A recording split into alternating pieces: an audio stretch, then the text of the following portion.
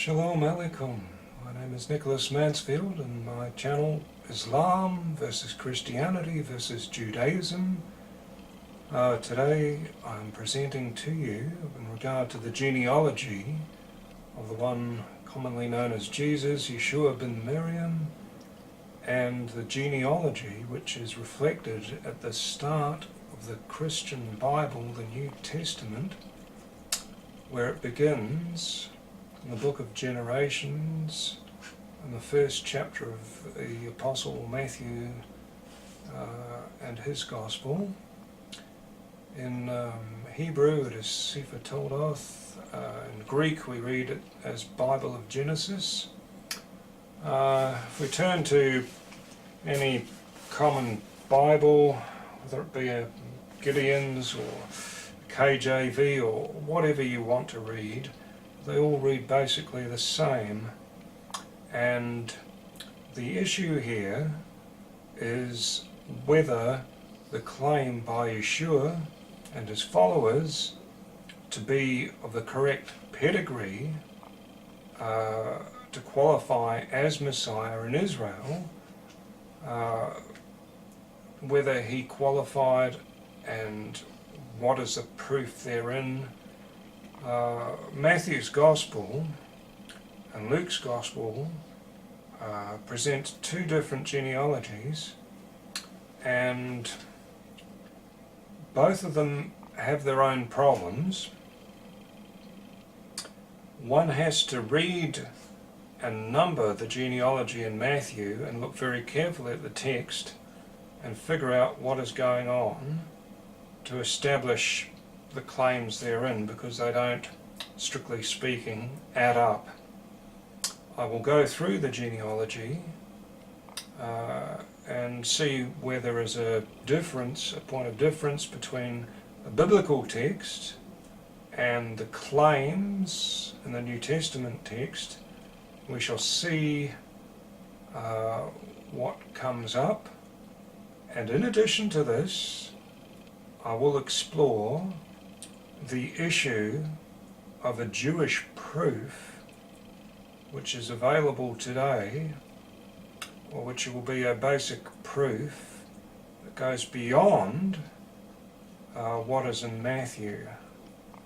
So if you bear with me, we'll go through the text.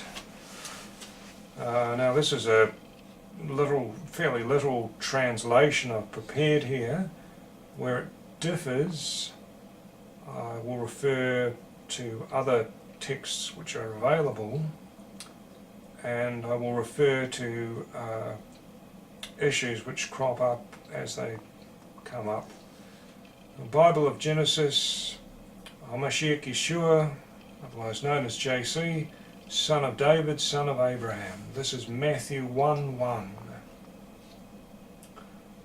Now first, number one on the list of genealogy comes Abraham. Abraham generated Yitzhak, or Isaac. Yitzhak generated number 3, Jacob. Jacob generated number 4, Judah, and his brothers. So far, the biblical text of Matthew matches. Judah generated number 5, Peretz and Zara through Tamar. Peretz generated number 6, Hezron or Ezron. Hezron generated number 7, Ram or Aram. Ram generated Aminadab, and Aminadab generated Nachshon, number 9. Nachshon generated number 10, Solomon. Solomon generated number 11, Boaz, through Rechab. And here we have a point of difference. The first point of difference, it's a minor one. If we look from the Greek text, compare it to the best Hebrew text we have, earliest known Hebrew text, which is Sheb Tov's Hebrew Matthew. We read a fuller text. At this point, it says Rechab the prostitute. Now you can imagine that the Greek editors of the Gospel of Matthew probably weren't keen on this entry, to begin with, so they cut down and they re-established the words and reduced the text, whether they didn't like it or they simply wanted to save paper. This is how the text reads differently between two sources for Matthew. Now, Booz generated number 12, Obed through Ruth, and Obed generated number 13, Yishi or Jesse. Yishi generated King David. Now, King David is number 14 here on the 14 generations from Abraham. David as a king generated Solomon through Bathsheba.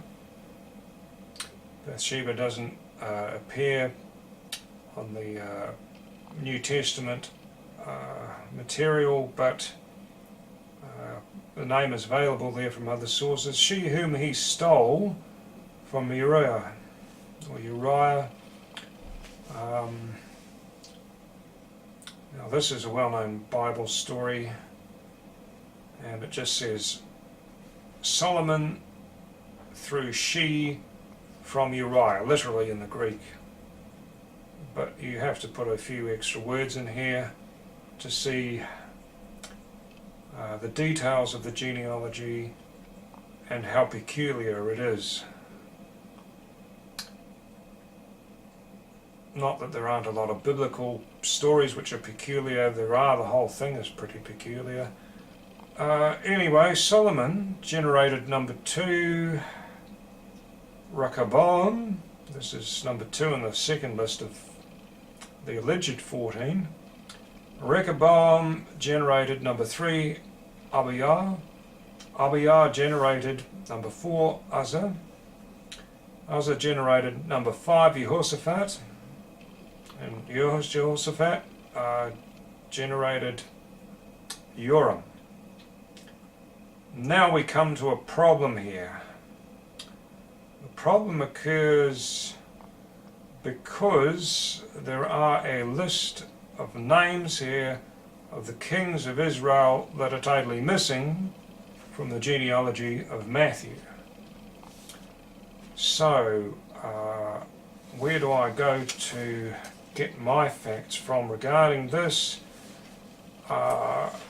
We have to turn to 2 Kings 8:24, 2 Chronicles 22:1. Then if you read the detailed texts of the genealogies therein, you will see the names which have been removed from what should be the official list. So what is missing? We would read into the texts as a format of Matthew. Joram generated Achaziahu. Achaziahu generated number 8.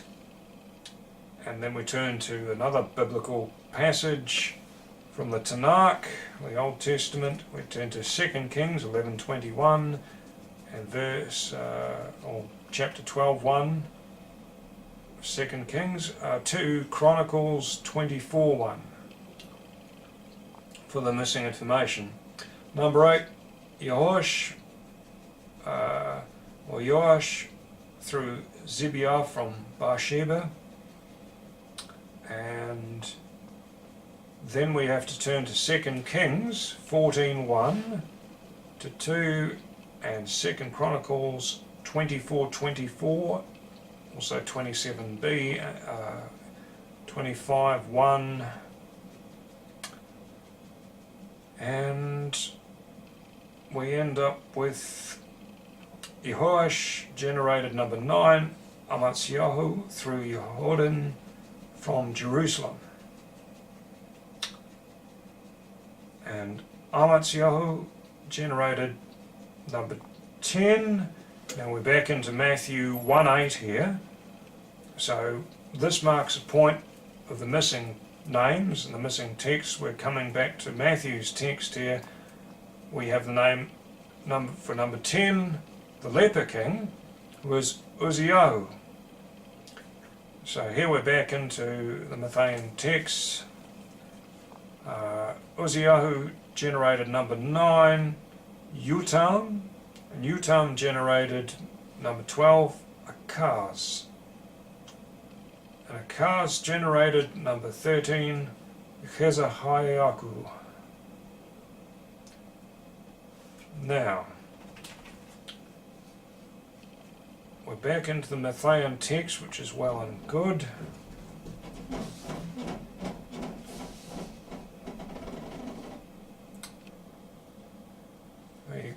Hezekiahu, he generated a treacherous grandson to Uzziah, one who broke the number of David. His name being of number 14, Menashe, and he was the 14th of 14 generations from Solomon. And Menashe generated number 1 in another set of generations here, Ammon. Ammon generated Yoshiyahu. Now we come to Matthew 1:11, but the text breaks. Again, we have to look for other sources, names which are missing. So Yoshiyahu through Nehushta generated, now the missing text, the missing names, we have to turn to 1 Chronicles 3:15, 16b, and Jeremiah 22:24. Before we join up to the missing portion of Matthew 1:11b,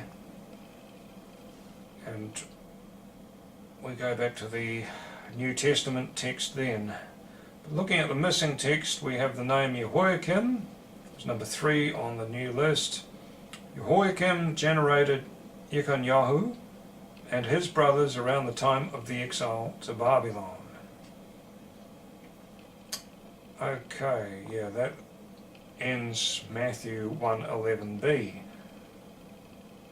Now we turn to another text, which is Matthew 1:12, but we have to refer to the Tanakh again, because this time we have a problem with the text of the Tanakh itself.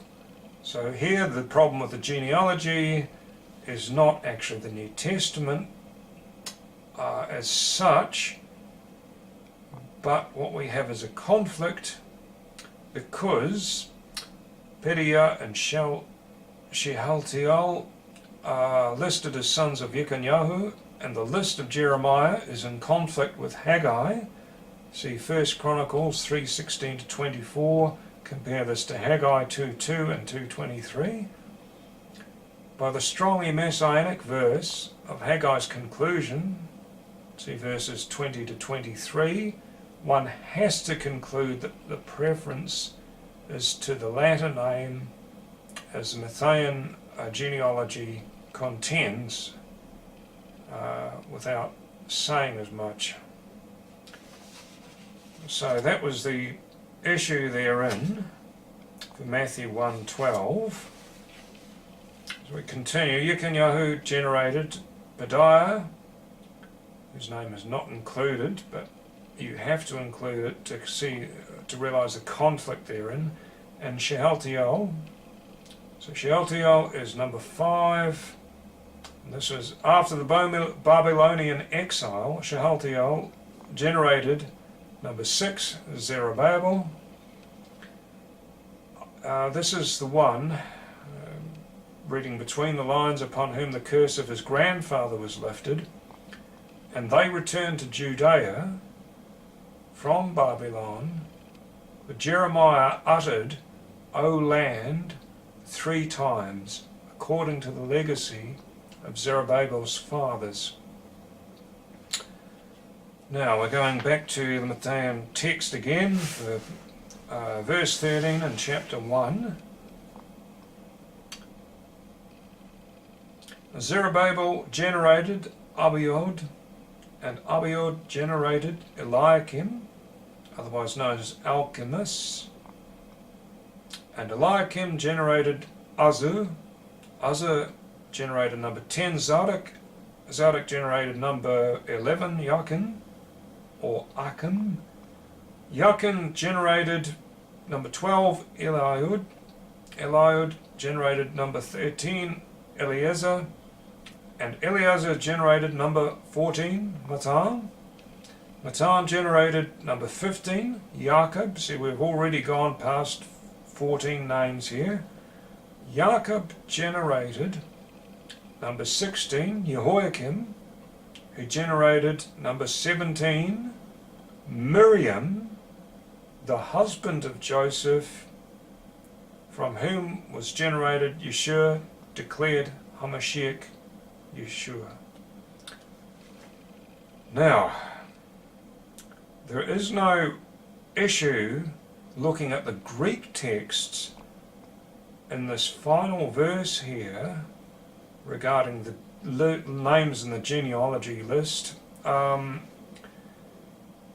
issue is how the translators read the wording, and they put the name of who was generated rather than being Miriam as being that of Joseph, whereas the text should be read in the reverse order, and the words are there. You don't have to change the words. The wording should be Miriam, the husband of Joseph, not Joseph, the husband of Miriam. So you don't have to do special tricks here. Just read the Greek text carefully and see where there might have been a misunderstanding from the translator, who took it from Hebrew or possibly Aramaic into Greek, depending on how many times the actual original text was translated. Now, we turn to Matthew once again. The final verse for the concluding verse in this genealogy being number 17, the verse, chapter 1, then all the generations of Abraham to David were 14 generations. But then we get into complete confusion with Matthew, and we end up with a misleading set of numbers and a misleading set of names. The text here should read, and from Solomon to Manasseh to the approach of the Babylonian exile, 14 generations, and from Ammon to Jehoiakim and the Babylonian exile to the mother of Messiah, 17 generations. So how does Matthew, or the later editors of Matthew, derive a number of 14 and 14 and 14 generations? The only thing I can conclude is that the list was on the basis of the 3 generations who were removed from the land of Israel. So the original Matthean source or Hebrew source or family source through Miriam, we don't know where these where the genealogy actually came from, whether there was a list in the temple. We have no idea precisely. It was a common thing for the Hebrews to keep their genealogies. So we are saying there were 17 generations from Ammon to Jehoiakim and the Babylonian exile to the mother of Messiah, less 3 generations removed from the land. And this is the literary device which is referring to the gematria of the name David in the Hebrew letters. The number of David is 14, and the emphasis is 14 plus 14 plus 14 generations. And this is construed as a biblical proof of one to be born that many generations from Abraham. This is a contention, but it appears to me to be a viable contention on this basis, on this list that I've prepared under review, in contrast to that in Matthew, which is a list that just does not add up. Now, regarding an alternative source of information, there is an alternative source of information available today from one who is a descendant of Aaron, and he is a Jew who has kept his family genealogy intact. His scroll of genealogy is apparently 3 meters long, and it goes back to medieval times, and before that the previous list, because eventually they wear out, the copies come from original copies that go back even further in history, probably at least to the time of the Second Temple, and before that, of course, back to the time of Aaron himself, and if not further, I might add. Now, I would go back and just quickly review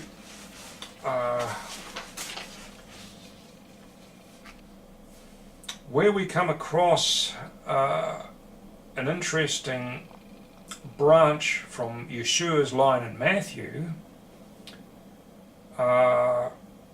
This is through the list of those who have returned from the Babylonian exile, and we shall see here Zerubbabel goes first one back from the exile into the land of Israel, generated Abiud, and Abiud generated Eliakim, otherwise known as Alchemus. Now this is the great-great-great-grandfather to Joseph Caiaphas, and this is the common ancestor that Yeshua shares through his mother Mary, that made him a cousin to the high priest himself. Now, looking to the gospel sources, if we go to the Gospel of Luke, we will see that Luke emphasizes in his gospel in the first chapter that Elisheba, or Elizabeth, being the cousin of Mary, her husband Zechariah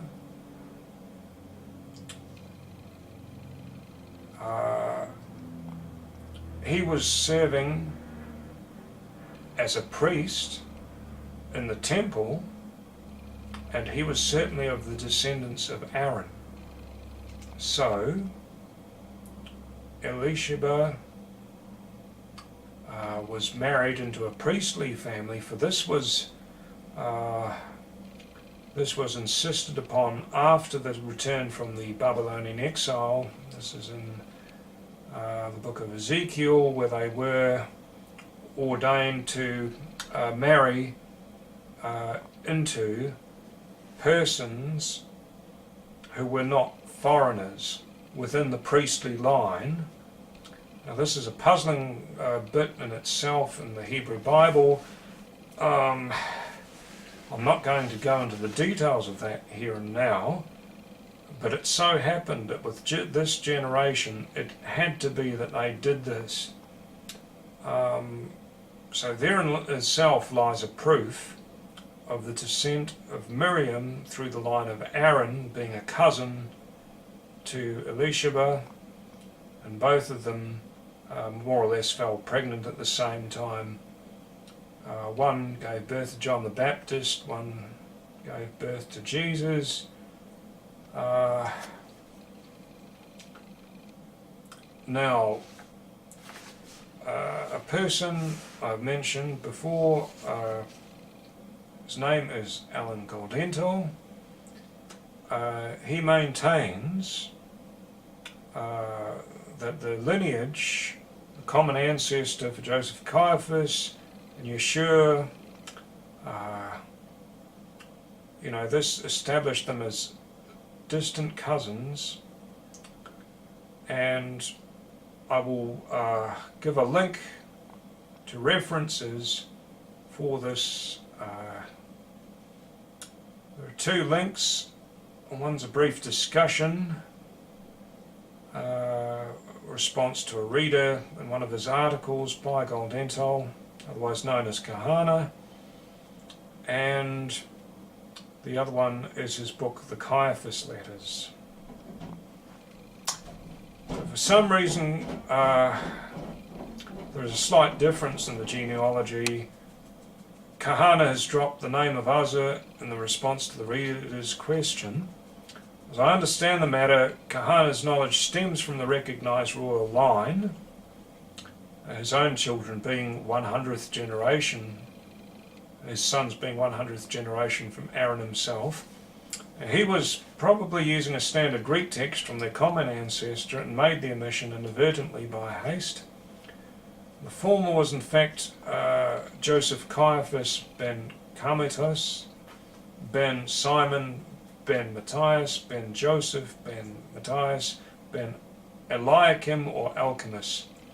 The latter is also of Miriam's line, her great times 8 grandfather, if one accepts Uzzah. Then it is not quite clear whether Kahana is drawing some distinction between the house of Matthias through the latter spelling, through the letter spelling. Miriam's uncle Joseph was given a title, the line of Matthias. This is roughly transliterated as Arimathea, Joseph of Arimathea. As was Joseph Caiaphas, Caiaphas also held at least one other title. Kahana mentions a likelihood that Caiaphas, the intercessor for his people, in fact sought to preserve Yeshua's life, given a particular analysis of the Talmud's varying accounts. Yet I find the more likely case is that their statement was purely satirical in the Talmud, and not a comment on assistance rendered by the recognized Kohen Gadol or priest great. So Kahana aka Goldento, Alan Goldento, he sees things as a Jew. He does not recognize Yeshua ben Miriam as being a contender as Messiah, although he makes some interesting comments acknowledging at times the matter of the conjunction, the stellar conjunctions at that time when there was a hope for a Messiah in Israel. So he acknowledges this, and he acknowledges the pedigree of Yeshua, and this is an authentic Jewish source. But his conclusions they are drawn as a Karaite. He is a Karaite Jew, and we don't have a rabbinical source for the pedigree of Yeshua. This is a Karaite source I'm referring to, and the Karaites, they still reject Yeshua. They cannot see him as Messiah. But this is one Karaite who is the most learned that I know of in terms of genealogy and history, family history. So this was his conclusion, that the Yeshua is basically who Luke and Matthew paint him to be. On this basis, Judaism today does not have a leg to stand on in terms of rejecting the pedigree of Yeshua. they may reject him in their interpretation of the Bible and what the Bible says in terms of prophecy, but this I will contend, God willing, at a later date, and I will provide a number of messianic proof texts to override their concerns. Because I've been through the Tanakh and I've been through the Gospels and I've been through them thoroughly, and I see precisely why they are not seeing what the Apostle Luke painted in the narrative of the road to Emmaus, when Yeshua said that the scriptures spoke of him. And I will take this up, as I say, God willing, and I'll leave this with you. I hope this has helped your understanding of the Bible, and I hope if you care to look at the links that you will see some proofs that have not been known outside of some very close circles. Shalom Aleichem, viewers. Thank you for your patience. Please persevere on what I've presented to you. Amen.